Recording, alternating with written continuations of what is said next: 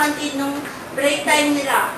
Ba't naman kayo nagsasapakan? So siya po talaga may kasalanan. Hindi po siya po kasi maangas eh. Sinungaling ka. Ako ikaw nga dyan eh. Tignan nyo nga yan. Ate Ruth, bigyan mo nga itong dalawa ng bond paper. Oh, ito ang bond paper. Sulat nyo dyan ang buong storya.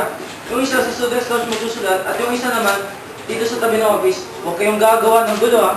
Sige, makakalis na kayo. Okay, ngayong araw, ang topic, ang course natin ngayon, yung complex fraction. So, Office ko na po. Matre sa kata. sige,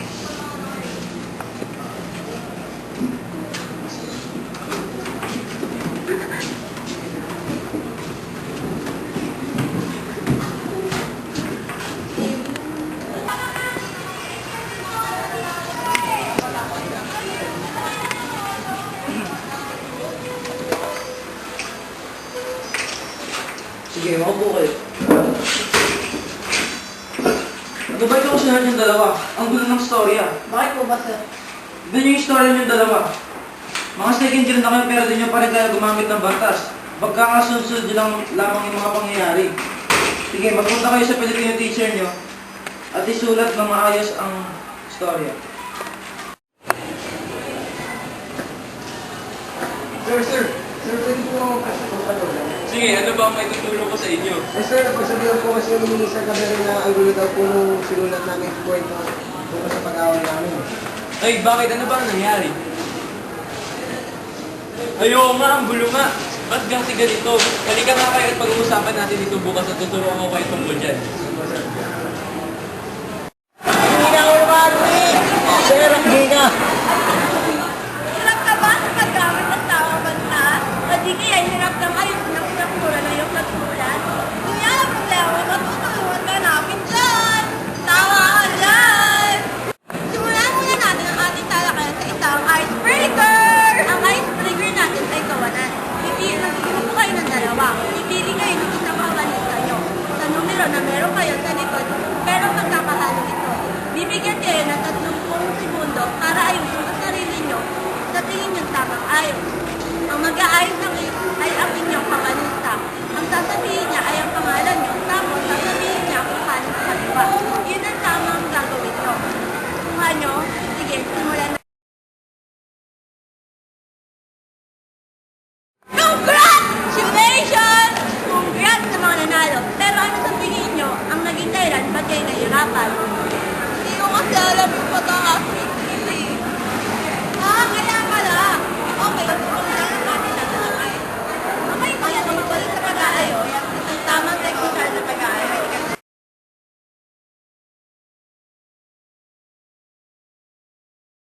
Sige, simulan natin ito sa pagsasanay. Ang sanay ka agad? Siyempre, para malaman nyo kung ano ang pagkakamali nyo sa paggamit ng mga bantas. Okay, sige, dalawang grupo kayo. Lalabas sa manage screen ang teksto. Wala itong bantas. Pabilisan ito. Lalagyan itong bantas at bibigyan kayo ng 2 minuto para tapusin ito. Handa na ba kayo? Handa na!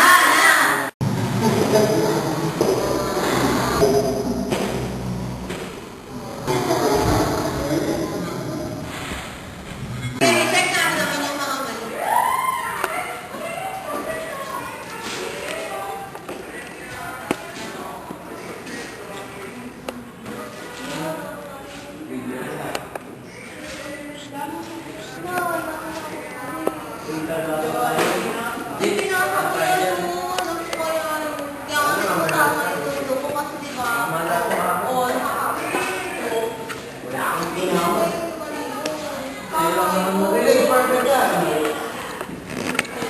Tama nga akin, no? Tama kaya ako.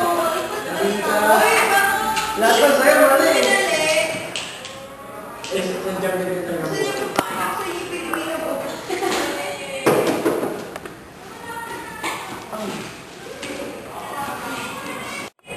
Nako, kailangan ulit na mag-aral ng mga tungkol sa mga balitas. Tama. Sige, simulan natin. Ang tawag dito ay tuldok. Sino ang may alam kung ano ang gamit ng tuldok? Sige. Alam ko yung tuldok kung nakakasulat o nakapos ng mga balita. Ang tawag nito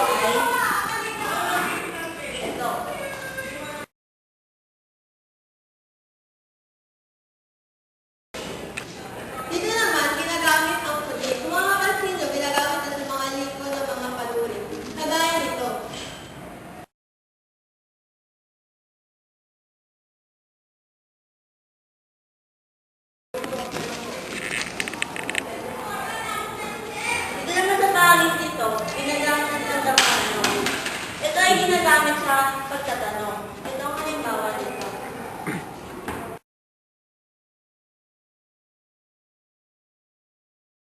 Sa bahagi nito, ang ginagamit ay kudlit. Sa inyong impormasyon, ang kudlit ay ginagamit upang mapagtugtong ang dalawang salita upang maging isa. Gaya nito.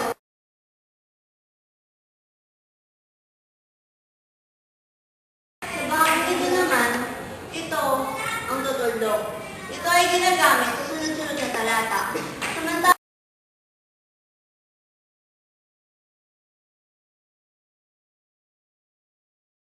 Samantalang ito ay tuldok-uwit. Ginagamit naman ito sa sunod-sunod na sugnay.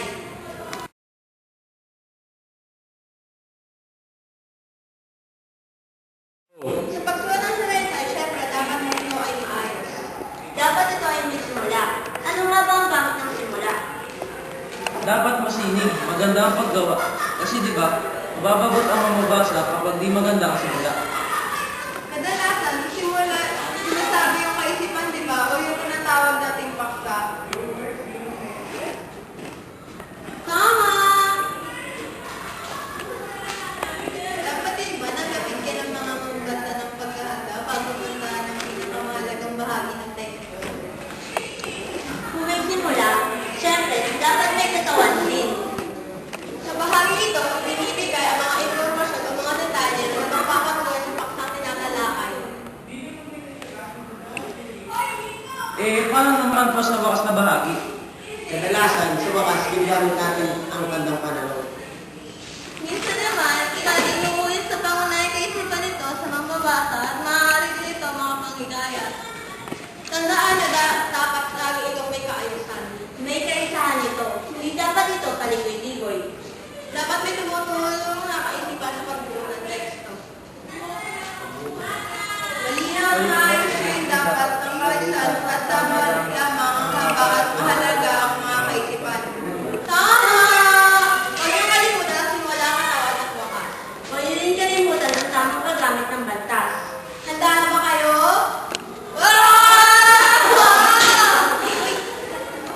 Ngayon alam niyo na ang paggamit ng tamang bantas at ang struktura ng pangungusap.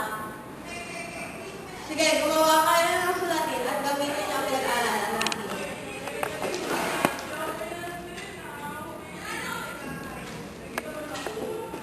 Sige, sana natulungan namin kayo.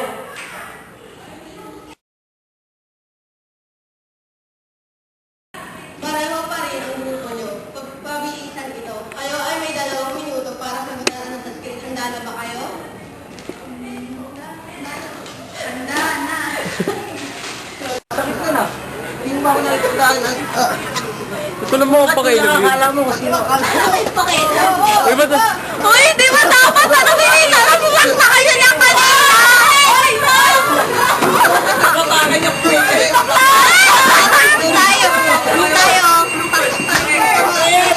Sorry, di dyan.